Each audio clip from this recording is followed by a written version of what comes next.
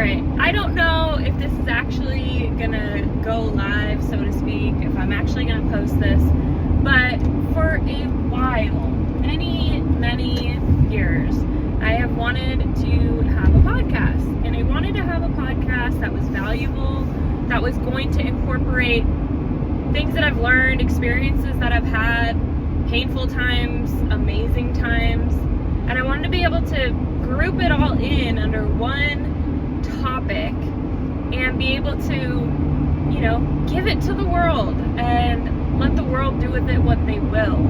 I wanted it to be a podcast where I could have guest hosts on and where I could incorporate things that I'm passionate about that, range from music to motherhood to the Bible and faith to business to makeup to birth. Like, I have so many interests, and honestly I think I could put an umbrella over that and call it the Proverbs 31 woman. So in my mind, this podcast would be something where women could glean wisdom from, but not just wisdom, and I don't mean like I'm this wise person, but I think that there is so much power in sharing our stories, and there's so much power in not just sharing our stories, but when you hear about someone's pain and their experience and how they grew from it and what things they did to navigate that circumstance, it somehow translates into comfort and hope and strength. And for whatever reason, I have had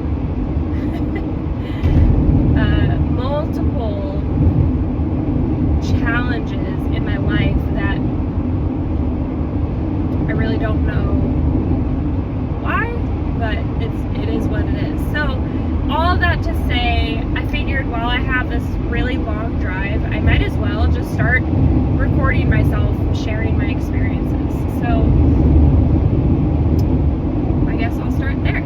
So if I really do put this out there, I guess I'll just start off with an introduction about who I am and, just basics about me so that, maybe we can just connect from there. And as soon as the sun goes away, I will take off my sunglasses. I really love to show my eyes because I think that is important when you're trying to communicate with someone. That's another topic I'd love to talk about, communication. All right.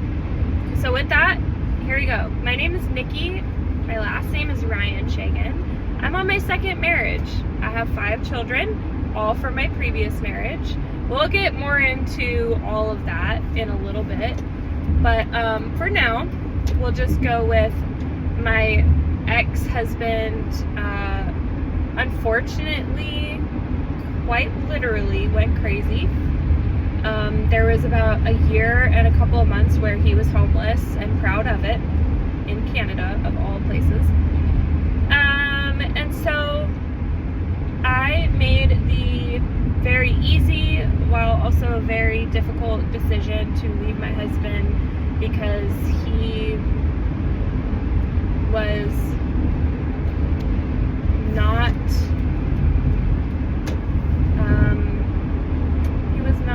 taking care of us in the way that he vowed to. And there's so much more. I won't get into it right now. But anyways, 1 second. Okay, sorry. I had to text my husband about a couple of things since I am out. So I just recently got remarried. Actually, it's been just over a year. We got married November 22nd, 2023. And I'll just tell you a little bit about me. I was raised primarily by my dad. I lived in North Dakota for 7 years. There was a flood. The flood moved us away. My dad and I moved to Minnesota for a brief period of time, and then we moved several states after that.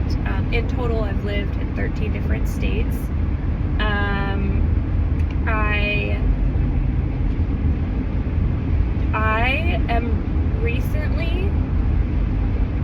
discovering that because I grew up with my dad, I don't really have a role model for what it means to be a mother or a wife, because I didn't grow up with that.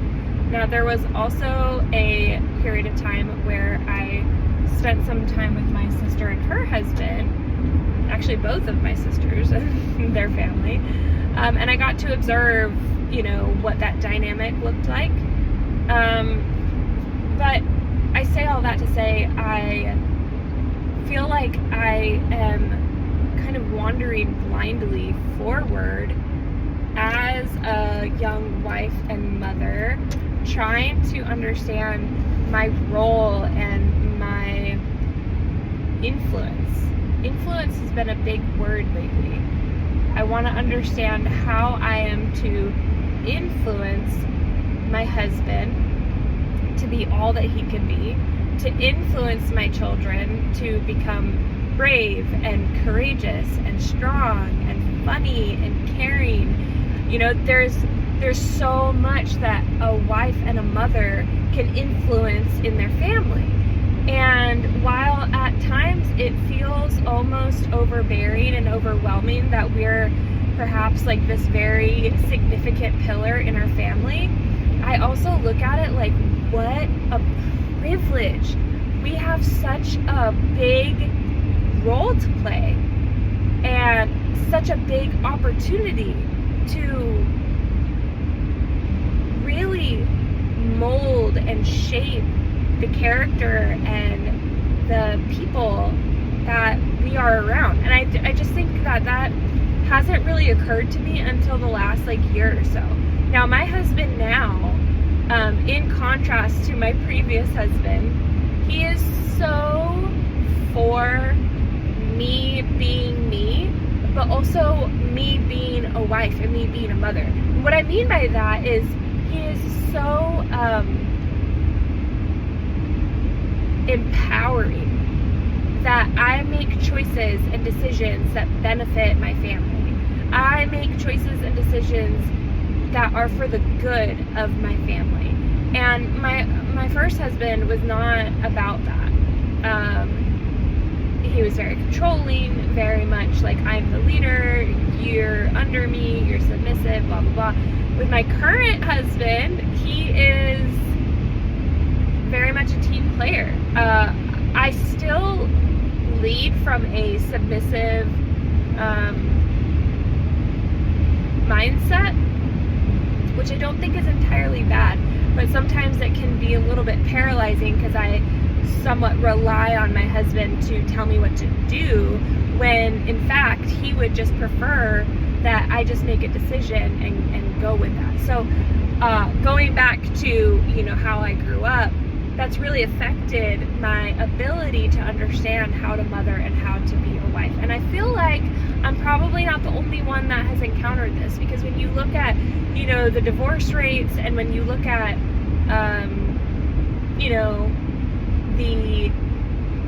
the amount of families where children had multiple homes that they had to bounce back and forth to, or just the absent parent in their life, it's probably more prevalent than a lot of us are even aware of. So, that is a huge reason why I wanted to start something like this, to bring about those topics, because it's similar to when you have a baby. You have your baby at the hospital most of the time. I did have one home birth, we'll talk about that too, but you have this baby, and then it's time to start your life with this child, and you're like, where's the manual? where's the handbook to do this? Because I don't know. Nobody trained me on how to do this. And so I find that this is almost like an extension of that. Okay, cool. Now my kid is 3. I made it through babydom and toddler era, but now, I have a 7-year-old, and he whines all the time. He should be done whining. How am I supposed to get him to stop whining? I don't understand. Okay, pause. I'll be right back. had to tell my husband what to set the oven to. We have such a rush night tonight. Okay, so anyways, so then I spent a very significant amount of time, I'm fast forwarding through my life here. I spent a very significant amount of time at this ministry in Kansas City called the International House of Prayer. This was very formative in my life. At this point, I am 19 years old, had one serious or two serious boyfriends in my life. One of them I almost, like, for real got married to, and after and I say almost got married, we weren't even engaged, but you know, we broke up and he became this person that I would not have been proud to have been married to. So, you know, dodged a bullet there. Finally, I can take off my glasses. Oh, okay. Hi, you can actually see me now. Okay, so, you know, I spent a lot of time at this ministry, and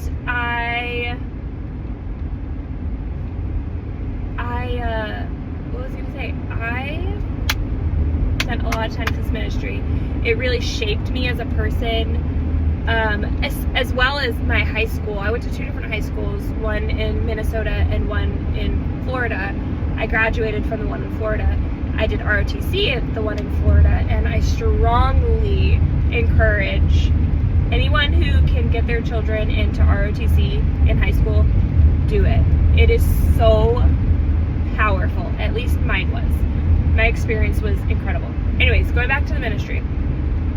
So this ministry was founded upon, and just you wait, there is a huge plot twist with this ministry, but let's just take what we can from it. That was good. The ministry was founded upon spending many hours in what was called the prayer room. And you would read your Bible, you would sing your Bible, you would pray, you would be doing, you know, exegesis, and you would be doing different ministries, prophetic ministry, healing ministry, prayer ministry. You would be, like anything and everything that could be done revolving faith, it was done. And so it just taught me a lot, and it deepened my faith, and I understood like who God is. I understood who Jesus is. And I think more importantly than anything, I really dug a very deep foundation of knowing God, which is a huge blessing, because the next couple of years after that, my life was constantly assaulted, honestly. It was assaulted. Okay, so let's just skip over a couple of other things, and let me give you some more highlights. Alright, so I had 5 kids my first child was born in 2014. My last child was born in 2021. Okay, so what is that? 11 years? 5 kids in 11 years? Is that right? Huh. Is that right? I guess. Okay, so first child. We were planning on having a home birth. It didn't happen. And then guess what? I had her via C-section at 26 weeks. She was born early because my placenta abrupted at 24 weeks. Okay, crazy. So she was in the NICU for 3 to 3.5 months.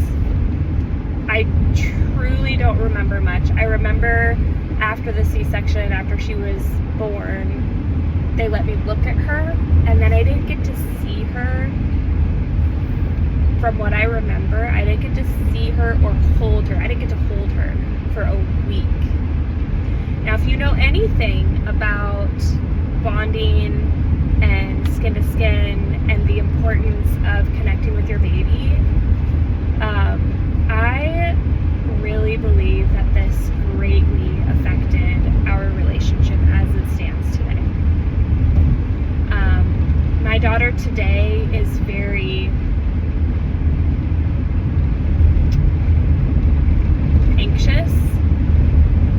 She longs to belong and fit in and be accepted, and she often is misunderstood, but also often feels misunderstood. Let me give you an example. She can be super aggressive when she plays, and her intention, I believe, is not to hurt people, but it comes off like, my sister hurt me, right? So then she gets this name that she's so aggressive, she's a bully, don't play with Evelyn because you're just gonna get hurt. And so then she carries around this title of like, I'm hurting people, and that's not her intention. Now, there's two sides to this thing. She could learn self-control, right? But I also think it's so much deeper. And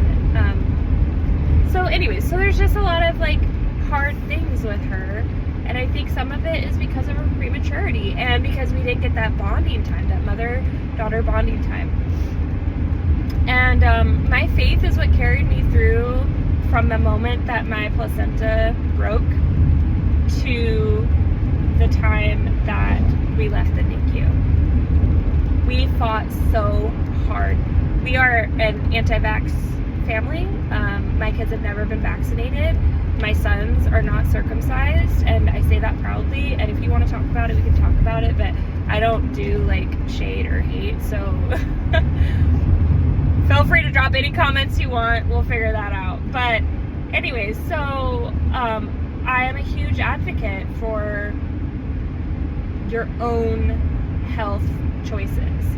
And for me, I have known innately that I trust God in His purposeful design, that He put everything we needed in this life on the earth for us. I really believe that 100%. Now, are medical interventions necessary? 100%. My daughter wouldn't be alive today if that wasn't happening. I wouldn't be alive today. I had open heart surgery when I was 6 months old. So, there's that give and take of like, we need medical intervention. We just simply do. And there's also so much about the natural remedy and like natural cures, Chinese medicine, Ayurvedic medicine, allopathic medicine, whatever you want to call it. There's so much that A, we don't know because we've lost touch, or B, we just write it off as like, that's cuckoo, woo woo, whatever. And I just simply disagree. I think that there's so much that we could avoid and that we could heal if we would turn to those modalities. I'll leave it at that for right now. Are you enjoying this so far? I hope so, because I'm enjoying talking to myself in a camera. But I really feel like there is so much in here that would be a blessing to people. I have had so much happen in my life and in my story that I really feel like I have something to share, and so I'm going to share it. Okay, so first birth, that's what happened with her, struggles to current day, whatever. Second birth, oh my gosh. I also didn't let this first birth affect my decision to have more children. I'm very like analytical, data oriented kind of person, and so I treated the first pregnancy and first birth as an isolated event. And I strongly encourage you, if you're a mother out there and you've had a traumatic first or second or third birth and you're wondering if you should have more children, please do not, unless it is related. And we could talk about that too. But please do not let that experience determine your next step, because I don't believe you should allow fear of the past repeating itself to dictate your next step, your future outcome. You know, there's so many variables that can be abated. Is that the word? Like women that have C-sections, a lot of them don't need C-sections. So, okay, how do we actually deal with that? Well, we get more education. How do you avoid a C-section? Educate yourself. There's so many things that happen during the labor process that if X, Y, and Z would happen, then that C-section wouldn't happen. So it looks like educating yourself, you know? It looks like having a birth plan. It looks like having a better support team. It looks like maybe choosing a birth center or a home birth versus a hospital birth, and that will totally eliminate the C-section for the most part. So all of these things, you know, I think are, I view my life in general as like, you know, when you have a graph and you have like your invariables, things that will not ever change. I will not ever be a man. I just won't, right? Like, I can't ever be a man. So that is an invariable factor. Now, all the other variables, you know, I look at as like, what can we change? If Z is the outcome, how do we get to Z? There are so many different ways we can get to Z. I could change my job. I could change my sleep schedule. I could change how I spend my time. I could change the way I eat. I could change, you know, there's so many things actually within our control, but we have to be willing to expand our mindset on what is variable, okay?